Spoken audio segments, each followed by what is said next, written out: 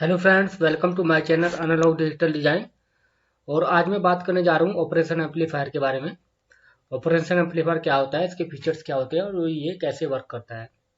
तो दोस्तों, an operation amplifier is an active element design to perform the mathematical operation like addition, subtraction, division, differentiation and integration.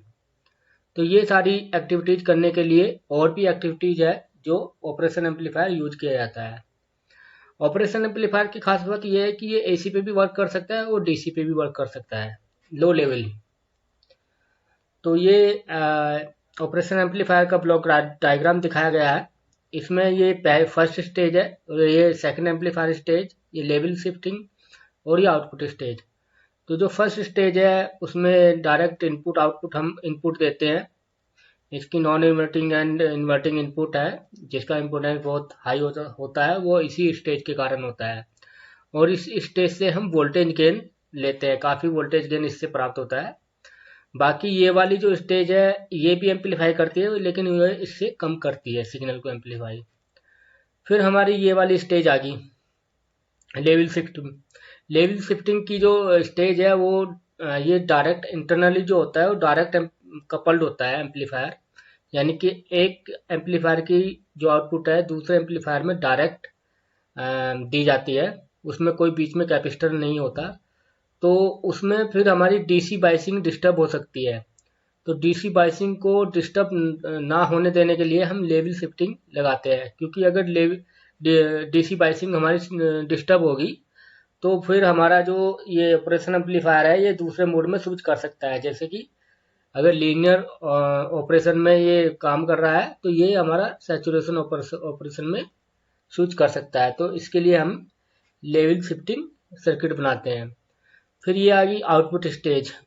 ये वाली output stage जो ये भी voltage gain provide करती है, लेकिन ये कम करती है। और इसका जो आउटपुट रेजिस्टेंस होता है वो बहुत कम होता है। और यही स्टेज हमारा आउटपुट इसकी एम्पलीफायर की ओपन की आउटपुट डिसाइड करती है। ये इनपुट करता है, ये आउटपुट करते हैं। तो इससे जनरली हमें पावर एम्पलीफिकेशन मिलता है आउटपुट स्टेज से। सिंबल, तो ये इसका सिंबल होता है, ये नॉन इन्वर्टिंग पिन प्लस वाला और ये इन्वर्टिंग पिन माइनस वाला। और ये VCC माइनस VCC, ये जनरली हम सर्किट वगैरह में दिखाते नहीं है, अपनी कन्वीनियंस के लिए। और ये आउटपुट, और ये इसका इक्विवेलेंट सर्किट है। तो ये नॉन इन्वर्टिंग, ये इन्वर्टिंग और ये वोल्टेज डिफरेंस इस पे दिया जाता है, जिसका एम्पलीफिकेशन करती है वोल्टेज डिफरेंस का। और ये इसका इनपुट रेजिस्टेंस है जो कि बहुत हाई होता है। और ये इसकी आउटपुट स्टेज है, जिसमें एक रेजिस्टेंस जो आउटपुट रेजिस्टेंस कहलाता है। और इसका जो वैल्यू है वो यही डिसाइड करता है। और ये जो है स्टेज, वो इनपुट में जो डिफरेंस होगा उसको एम्पलीफाई करके उसका VD A equal to VID amplify करके आउटपुट पे प्रोवाइड करता है। जो ए जो है वो ओपन लूप गेन है। आइडियली ये इन्फिनिट होता है, लेकिन वैसे ये प्रैक्टिकली कुछ इसकी कुछ वैल्यू होती है। 10 की पावर 2 से लेके 10 की पावर 6 तक इसकी वैल्यू होती है। तो ये इक्विवेलेंट सर्किट। आगे देखते हैं कुछ इसके फीचर्स ओपन के। तो ये इसके फीचर्स है, और ये आइडियल ओपन है, ये प्रैक्टिकल है। तो हम इसकी आइडियल ओपन को जो है वो प्रैक्टिकल ओपन से कंपेयर करते हैं। तो ये ओपन लूप गेन है, ये इन्फिनिट होता है आइडियल में। लेकिन अगर हम प्रैक्टिकल ओपन 7/1 की बात करें तो ये 10 की पावर 6 होता है। इनपुट रेजिस्टेंस जो है इन्फिनिट होता है आइडियल में, लेकिन प्रैक्टिकल में ये 1 मेगा ओम से लेकर 2 मेगा ओम तक होता है। आउटपुट रेजिस्टेंस 0, 50 ओम से लेके 100 ओम होता है। ओपन लूप बैंडविड्थ का मतलब होता है कि ये कितने बैंडविड्थ तक सिग्नल को एम्पलीफाई कर सकता है। ये इन्फिनाइट, यानी कि 0 से लेके मैक्सिमम इन्फिनाइट तक बैंडविड्थ सिग्नल को एम्पलीफाई कर सकता है। और ये जो 741 है ये 1 मेगाहर्ट्ज तक के सिग्नल को एम्पलीफाई कर सकता है। और इसका जो है और भी पंप IC होती है जो जिनकी बैंडविड्थ ज़्यादा होती है, 10 10 मेगाहर्ट्ज या 100 मेगाहर्ट्ज या अप टू 1 गीगाहर्ट्ज तक भी ये एम्पलीफाई कर सकता है, जो वो मैन्युफैक्चर और आईसी के ऊपर डिपेंड करता है। अब आ गया ऑफसेट वोल्टेज। ऑफसेट वोल्टेज जो होता है वो इन्फिनिट जीरो होता है इसमें आइडियल में, लेकिन आप इसकी बात करें प्रैक्टिकल की तो लेस देन 10 मिली वोल्ट से, जिसको हम आगे बताएंगे ये क्या होता है। ऑफसेट करंट इसका जीरो होता है, इसका 10 नैनो एम्पियर के करीब होता है। कॉमन मोड रिजेक्शन रेशो, ये जो होता है ये मैक्सिमम जो कॉमन मोड नॉइज होगी उसको कितना रिजेक्ट करता है वो होता है, जिसकी वैल्यू प्रैक्टिकल में 90 dB होती है, और जितनी ये ज़्यादा होगी उतना ही एम्पलीफायर जो अच्छा होगा, और आइडियल में इसकी इन्फिनिट होती है। स्लीव रेट जो होती है वो डिसाइड करता है कि आउटपुट आपकी कितनी फास्ट 0 से 5 वोल्ट या जितनी भी आपकी बीसीसी सैचुरेशन वोल्टेज है वहां तक कितनी जल्दी पहुंच रहा है। तो जनरली 5 वोल्ट पर माइक्रो सेकेंड जो होती है वो स्लीव रेट जनरली इसमें होती है 741 में, और बाकी में कुछ इसकी वैल्यू चेंज होती रहती है, वो डिपेंड करता है मैन्युफैक्चर पे और एक्यूरेसी पे, तो ये चेंज होती रहती है। इसको हम आगे डिस्कस करेंगे। अब इसके फीचर्स को डिटेल में हम डिस्कस कर लेते हैं। पहले है इनपुट बायस करंट। तो it is the average of two input current which flow into inverting and non inverting terminal of op amp. तो इसकी जो इनपुट बायस करंट जो है वो दोनों का एवरेज होती है। इसको प्लस किया और इसको प्लस किया और डिवाइड बाय 2 कर दिया, जैसे कि यहाँ दिखा रखा है। जो बायस करंट होगी वो IB1 और IB2 को ऐड करके डिवाइड बाय 2 कर दिया, तो ये 5 मिली एम्पियर आ गई। ये 5 मिली एम्पियर हमने ये दिखा रखी है, लेकिन 5 मिली एम्पियर होती नहीं, इसमें नैनो मिली एम्पियर में नैनो में करंट फ्लो होती है इसके अंदर, और इसको हम नेगलेक्ट करते हैं, इसको हम कंसिडर नहीं करते अपने न्यूमेरिकल में या अपने जो डिजाइन होता है उसमें। ये इसकी जो इनपुट करंट होती है उसको हम नेगलेक्ट कर देते हैं, वो बहुत कम होती है। तो आइडियली ये तो जीरो होती है, लेकिन प्रैक्टिकल में इसकी कुछ वैल्यू होती है वो जो 100 नैनो एम्पियर के करीब होती है। इनपुट ऑफसेट करंट की, the algebraic difference between non-inverting and inverting current of a op-amp is called input offset current। तो इनका जो algebraic सम होता है, algebraic difference जो होता है वो इनपुट ऑफसेट करंट कहलाता है।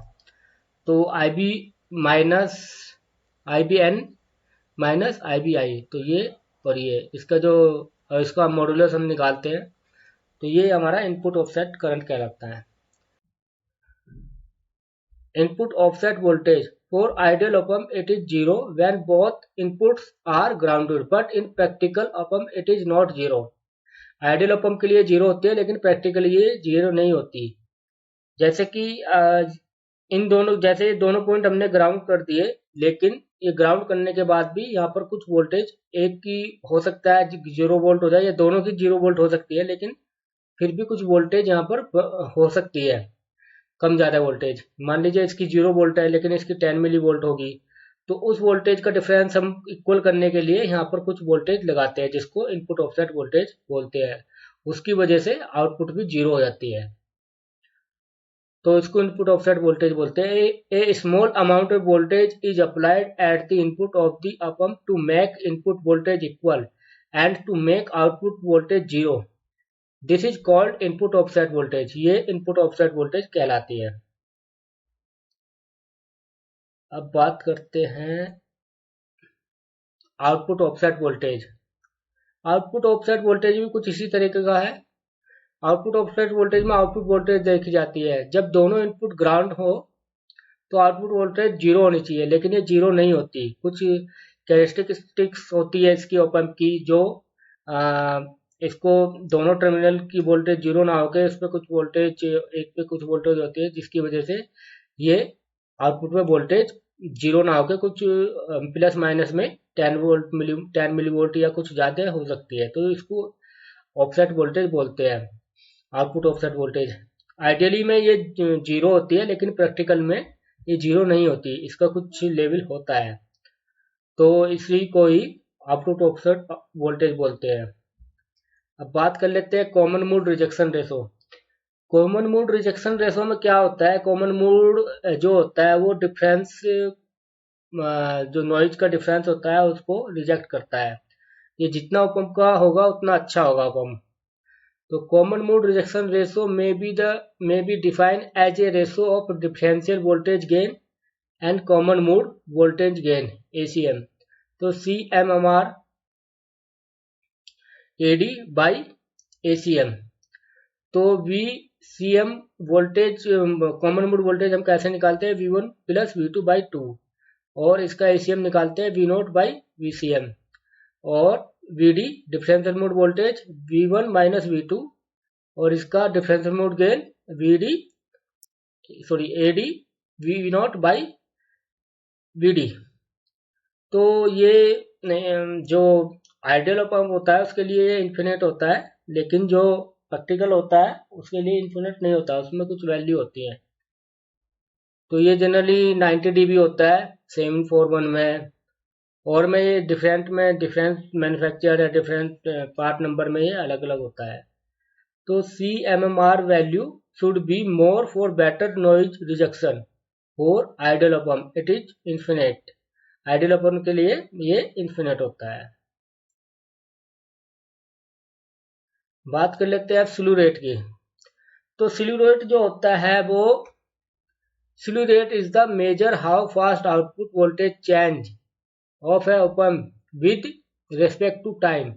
यानी कि टाइम के रेस्पेक्ट में आउटपुट वोल्टेज कितनी जल्दी जीरो से मैक्सिमम सैचुरेशन वोल्टेज या मैक्सिमम VCC तक पहुंच रही है।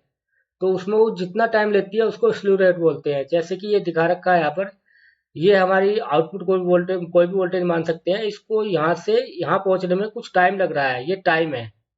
तो उसी को ही हम स्लू रेट बोलते हैं कि ये इस पॉइंट से 0 वोल्ट से मैक्सिमम पॉइंट तक पहुंचने में कितना टाइम लेती है, तो वो स्लू रेट होता है। ये जनरली माइक्रो सेकंड में होता है, जैसे कि 741 में है 5 वोल्ट पर माइक्रो सेकंड, 1 माइक्रो सेकंड। लेकिन जो, और इसकी जो फॉर्मूला होता है स्लू रेट dV0 बाई dt होता है, यानी कि आउटपुट वोल्टेज को टाइम के रिस्पेक्ट में देखा जाता है, और इसको स्पेसिफाइड जो किया जाता है वो वोल्ट पर माइक्रो सेकंड से किया जाता है। फॉर आइडियल ओप एम्प में ये इन्फिनिट होता है, आइडियल ओप एम्प में। तो दोस्तों ये थे हमारे ऑप एम्प के कैरेक्टरिस्टिक्स। तो अगर ये वीडियो आपको पसंद आई हो प्लीज़ इसको लाइक कीजिए, सब्सक्राइब कीजिए और अपने दोस्तों में शेयर कीजिए। तो थैंक यू, मिलते हैं अगले वीडियो में।